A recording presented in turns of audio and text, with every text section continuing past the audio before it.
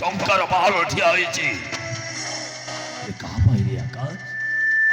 ଶେଷରେ ଏଇ ଆକାଶ ଶେଷରେ ତୁ ଏମିତି ପ୍ରତିଦାନ ଦେଲୁ ନା, ତୁ ଏମିତି ପୁରସ୍କାର ତୁ ମତେ ଦେଲୁ ଯେ ତୁ ମତେ ଭାଇ ହେଇ ଚାହୁଁଥିଲୁ, ଗୋଟାଏ ଶତ୍ରୁ ହେଲେ ବି ଦବନିରେ ଶେଷରେ ମୋ ସ୍ତ୍ରୀଟାକୁ ତୁ ନିଜର କରିଦେଲୁ। ଆକାଶ ଗଲାବେଳେ ତତେ ଏତିକି କହିବି ରେ ଆକାଶ, ଆଉ ଗୋଟେ କଥା ମନେ ରଖ ଆକାଶ, ମୋ ଜୀବନରେ ବୃଦ୍ଧ ଦୁନିଆରେ ଆଉ କେହି ବି ନାହାନ୍ତି। ଯୋଉଦିନ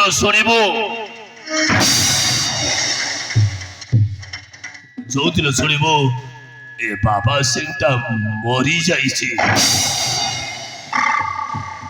ତୁ ଯୋଉଠି ଥିଲେ ବି ତୁ ଆସିବୁ ରେ ଆକାଶ, ଯୋଉଠି ଥିଲେ ମଧ୍ୟ ତୁ ଆସିବୁ। ଆଉ ସେଦିନ ମୋ ଆଖିରେ ଟିକେ ନିଆଁ ଦେଇଦବୁ,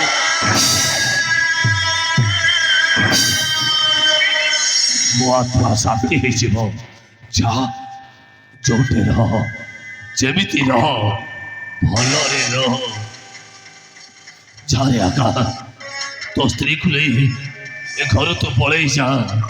ଯା ଆକାଶ, ଆରେ ଯା। ଥାଉ ଥାଉ ଆକାଶ, ତମେ ଆଉ କିଛି କୁହନି। ଏମିତି ପାପୀ ମଣିଷକୁ ସବୁ କିଛି ପାପ ହିଁ ଦେଖାଯାଏ। କେହି ନ ଜାଣିଲେ ବି ଉପରେ ବାଲା ଜାଣିଛନ୍ତି ଆମେ କଣ।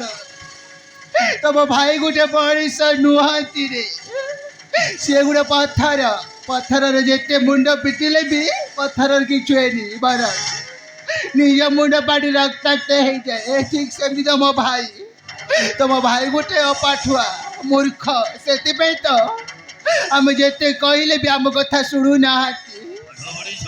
ତମେ ଏଇଠି ରୁହ। ଉଚ୍ଚ ଶିକ୍ଷିତା ଦେଖାଉଛ, ଉଚ୍ଚ ଶିକ୍ଷିତା ଝିଅମାନେ ଠିକ ଏମିତି ଦିଅର ସହିତ ଚୋରା ପ୍ରୀତି କରନ୍ତି। ତୁ ଗୋଟେ ମଣିଷ ନୁହଁ, ତୁ ହଉଛୁ ଗୋଟାଏ ସଇତାନ। ଏ ଦୁନିଆର ସବୁ ପୁରୁଷଙ୍କ ବଜାର। ଉଚ୍ଚ ଶିକ୍ଷିତା ଝିଅ ବୋଲି କଣ ତୋ ଦିଅର ସହିତ ପ୍ରେମ କରିବୁ? ସ୍ୱାମୀ ନଥିଲା ବେଳେ ଦିଅର ସହିତ ଭାବ ସମ୍ପର୍କ ହବୁ? ଆମେ ଶାସ୍ତ୍ରରେ ଲେଖା ହେଇଛି କଣ ଯେ ସ୍ୱାମୀ ନଥିଲା ବେଳେ ପାଠ ପଢୁଥିବା ଝିଅ ଦିଅର ସହିତ ଚୋରା ପ୍ରେମ କରିବ। ଆମେ এইটা হচ্ছে হিন্দু ধর্মর গোটায় নিয়ম নুহ। হিন্দু ধর্মের নিয়ম দিଅରକୁ ସବୁବେଳେ ଭାଇ ବୋଲି ମାନିବାଟା ସଉଛି ସମ୍ବିଧାନ ଲେଖା ହେଇଥିବା ମଣିଷଟା ତୁ ନୁହ, ତୁ ହଉଛୁ ଗୋଟାଏ ଚରିତ୍ରହୀନ। ଯେତେ କହିଲେ ବି ଏଇଠା ତ ରହିବାକୁ ଦେବିନି। ଯେତେ ଶୀଘ୍ର ପାରୁଛୁ ଏଠାରୁ ପଳେଇ ଯା, ନଯାଏ ମୁଁ ମଣିଷ ମାରିବାକୁ ବାଧ୍ୟ ହୋଇଯିବି। ହଁ, ତମେ ଯେତେ କହିଲେ ବି ତମେ ଅମଣିଷ, ସେଥିପାଇଁ ତମ କଥା ବୁଝିପାରିନ ନା। ଭାଉଜ ଦିଅର ପବିତ୍ର ସମ୍ପର୍କକୁ ଏମିତି କଳଙ୍କ ଲଗେଇ ଦଉଛ କାହିଁକି? ଯେତେ ସଫେଇ ଦେଲେ ମଧ୍ୟ ତୋ କଥା ମୁଁ ଶୁଣିବିନି। ତତେ ଏଇ ଘରୁ ବାହାରି ଯିବାକୁ ହବ। ଗୋଟେ ଚରିତ୍ରହୀନର ମୁହଁ ମୁଁ କେବେ ଦେଖିବାକୁ ଚାହେଁନି। ଆମେ ତୁ କଣ କାନ୍ଦି ମତେ ସଫେଇ ଦବୁ? ଏ ଦୁନିଆରେ ଯେତେ କହିଲେ ମଧ୍ୟ ମୁଁ ଶୁଣିବିନି। ହଉ ମୂର୍ଖ, ଏଠାରୁ ତୁ ଯା, ପଳେଇ ଯା। ହଁ, ମୁଁ ଏଠାରୁ ଚାଲିଯିବି। ଛି, ତମେ ଏତେ ନିଚ। ତମ ପରି ସ୍ୱାମୀର ସ୍ତ୍ରୀ ହେବା ଅପେକ୍ଷା ବରଂ ବିଧବା ହେଇ ରହିବା ଭଲ। କାହିଁକି ବିଧବା ହବୁ? ଆମେ ମୋରି ଭଳି ସ୍ୱାମୀ ହେବା, ସ୍ତ୍ରୀ ହେବା ଅପେକ୍ଷା ଦିଅର ସହିତ ଚୋରା ପ୍ରେମ କଲେ ବହୁତ ଭଲ।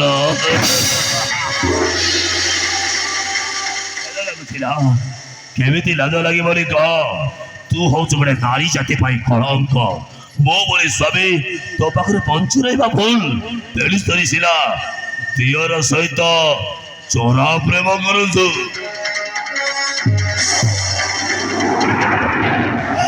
ତମେ ଏଇଠି ରୁହ, ତମ ଭାଇ ବୁଝିବେନି। ମୁଁ ଯାଇ ରାଣୀକି ନେଇ ଆସୁଛି। ଆମେ ଘର ଛାଡ଼ି ଚାଲିଯିବା। ହଁ, ଆମେ ଚାଲିଯିବା।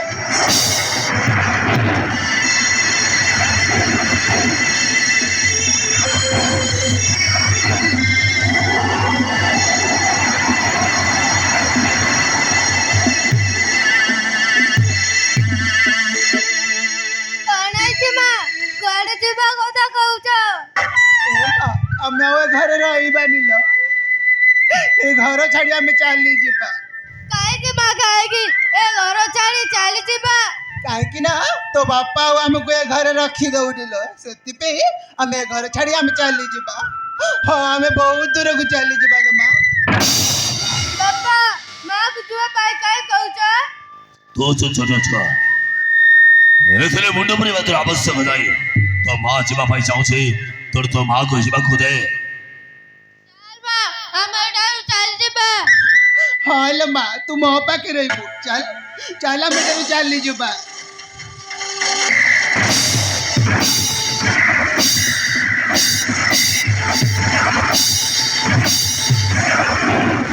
ତୁ କେମିତି ଭାବିପାରୁଛୁ ଝିଅ ତୋ ସହିତ ଯିବ ଆମେ ଝିଅ ଉପରେ କେବଳ ମୋର ଅଧିକାର ଅଛି ତୋର ଭଳି ଚରିତ୍ର ବେଶ୍ୟା ସହିତ ମୋ ଝିଅକୁ ପଠେଇବି এই କଥା ତୁ ବିଶ୍ୱାସ କରିପାରୁଛୁ କେମିତି ରାଣୀ ମୋ ପାଖରେ ରହିବ ତୋ ମା ସହିତ ଯିବେ ନା ତୋ ମା ତ ଦାଦା ସହିତ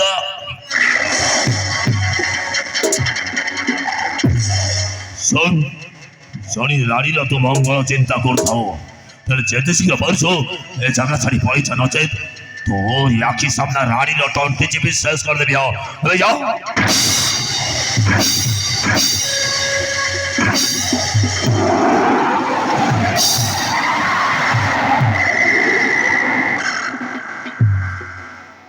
समय चले मनीष केते बेलुहती केते बेहस समय चले मनीष केते बेलुहती केते बेहस ममतार अतुट डरी केमिति से भूलिब कहू ममतार अतुट डरी केमिति से भूलिब कहू झियो छाड़ी झियो छाड़ी छाती फट जाए कहू कही सुनी बगिए कहू कही सुनी बगिए कहू कही सुनी बगिए कहू कही सुनिब किए कहू कही सुनिब किए सुनिब किए सुनिब किए वो झाड़े हाड़ी तो माँ को तो प्रति मुहूर्त